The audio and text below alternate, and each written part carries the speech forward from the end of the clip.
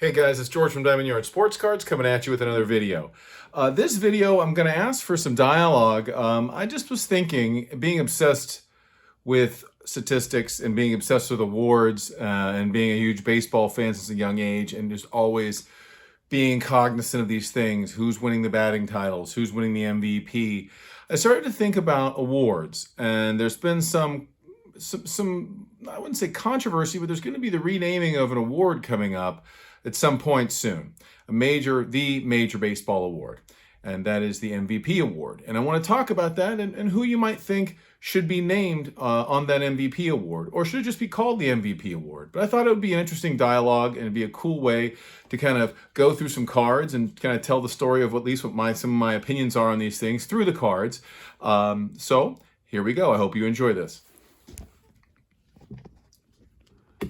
So guys, the awards in Major League Baseball have always been a very important part of it, and awards have been named after certain people.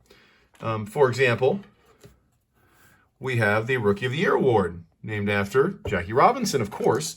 And the Rookie of the Year award has been given out for many, many years, and Robinson seems to be the appropriate figure, and I don't think anybody has any question about that, about who the award should be named after. Now, we always try to name awards, and this is just going to fall over, so I'm not going to do that. We name awards after individuals we admire. We have the batting titles. The batting titles have been named after Tony Gywnn, Mr. Padre, with 8 batting titles in the National League. And the American League batting crown, named after Rodney Cline Carew. This is actually a recent pickup. And Carew won 7 batting titles and basically was a huge influence on Gywnn, actually. So as you can see in the background, I have my Braves and White Sox stickers for the MVP, Freddie Freeman, and I believe it's Abreu. So the Sluggering Award, the best slugger in each league, is named after Henry Aaron. The award is named after Henry Aaron, given yearly to the American National League sluggers. And, of course, we have the Cy Young Award, named after Cy Young. And these things have not really ever been in question. We have the Man of the Year. In football, it's Walter Payton, who's a great legendary figure. And in baseball, perhaps an even more legendary figure, Roberto Clemente. And, I mean, you know, of all the awards an athlete could win in baseball, I mean, who knows? This may be the most important one, frankly. So it made me think about the most valuable player is being renamed. The MVP Award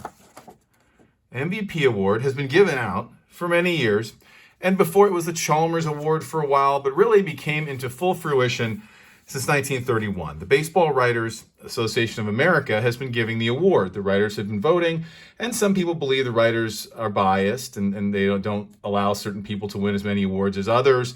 But since 1931, they've been giving this award. Now, since 1944, it's been named the Kennesaw Mountain Landis Award. Now, Judge Kennesaw Mountain Landis was the commissioner of baseball, and he came in, I believe, soon after the White Sox or Black Sox scandal, and Landis actually cleaned up baseball. He's getting a lot of bad publicity lately, and we'll talk about that in a minute, but he's the one who cleaned up baseball, made it very strict, very harsh punishments on people, and basically brought legitimacy back to baseball. But his name, not a player, a commissioner, has been on the award since 1944. And it's been now many, many years, and they are renaming it in 2020. 89% of the baseball writers voted to take Landis's name off the award because of his failure to integrate baseball. It was only until he left, soon after he left, that they began integrating baseball. And Landis has become kind of a polarizing figure in regard to that. So his name will no longer be on the award. The winners this year just got the MVP award. So I was just kind of thinking, related to an article that I read recently, who would be the person who would be on the MVP award? Who would you nominate? Who would you choose? And I'm just going through some of the great names in baseball history through cards. Now, certainly one of the great first baseball players and of this era, Ty Cobb, was clearly known as the best player of his time, or at least in the major leagues, one of the best players of his time.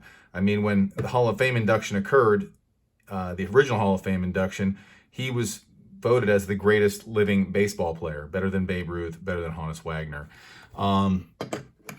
So Cobb certainly is certainly somebody that can be brought up. Now, obviously, the Babe is somebody absolutely that we should be thinking about. I mean, he saved baseball during the Depression, really, changed the game with hitting all the home runs, the short Yankee Stadium fences, and basically brought the fans to the ballpark through the Depression and into the 30s.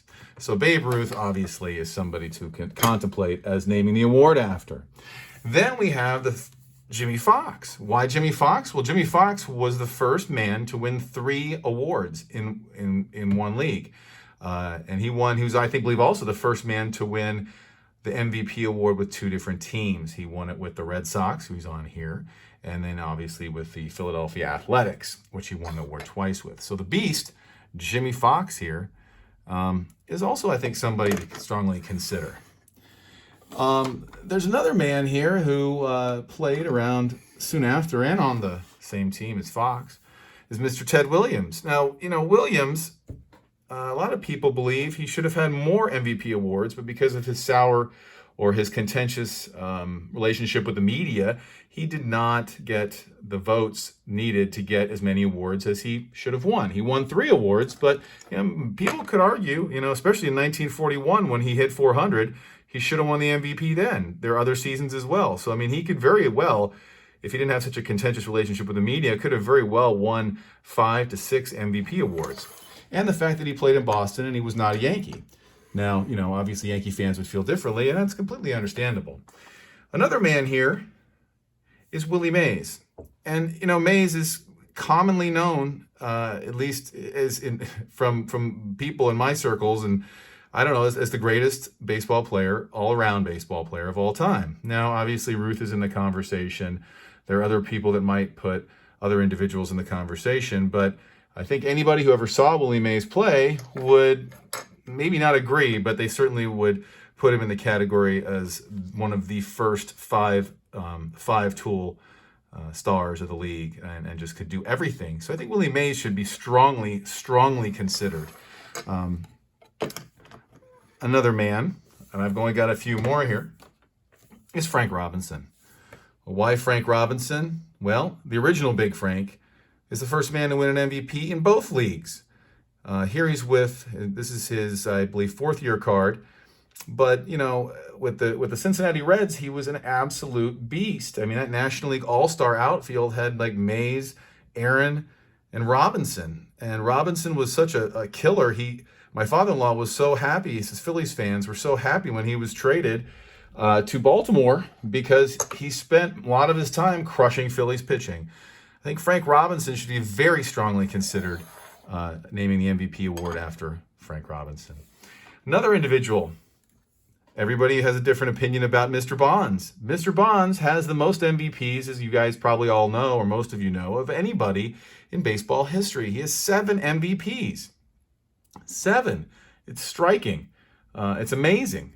And, Barry Bonds, again, another polarizing figure like Mr. Cobb. Would he get consideration? Wouldn't he? I don't know. But the fact of the matter is he won 7 MVPs, and there's no doubt about that. So the article I was reading was written by Bob Nightingale of USA Today. And earlier in August of this year, Nightingale's article was in November. Earlier in August, Sean Gibson, the great-grandson of Josh Gibson, and the director of the Josh Gibson Foundation, wrote an article in The Undefeated about why this man is the person that they should name the MVP after. Negro League legend Josh Gibson. In 1966, Ted Williams said at his induction speech, quote, "I hope that someday the names of Satchel Paige and Josh Gibson in some way could be added as a symbol of the great Negro League players that they're not here, only because they were not given a chance." Now, Josh Gibson was then, along with Satchel Paige, inducted I believe it was a few years later, as the first Negro League ball players to be inducted in the Baseball Hall of Fame. His career, Josh Gibson's, began in 1930 at the age of 18. He played 17 years with the Homestead Grays and the Pittsburgh Crawfords. Played on some of the greatest teams of all time, but never got to play against the likes of Jimmy Fox, Babe Ruth, Lou Gehrig, Joe DiMaggio, or Ted Williams. According to Seamheads, which is the Negro League database, his career figures are a .365 batting average, .690 slugging percentage, and 1.139 OPS.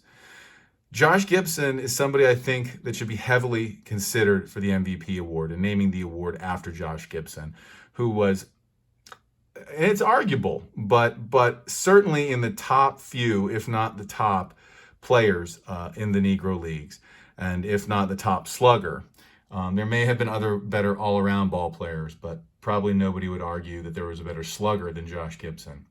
So I just wanted to give you guys food for thought about the MVP award and who it should be named after, because we have so many wonderful players here, and I've missed some, certainly. There's many other players that could be considered.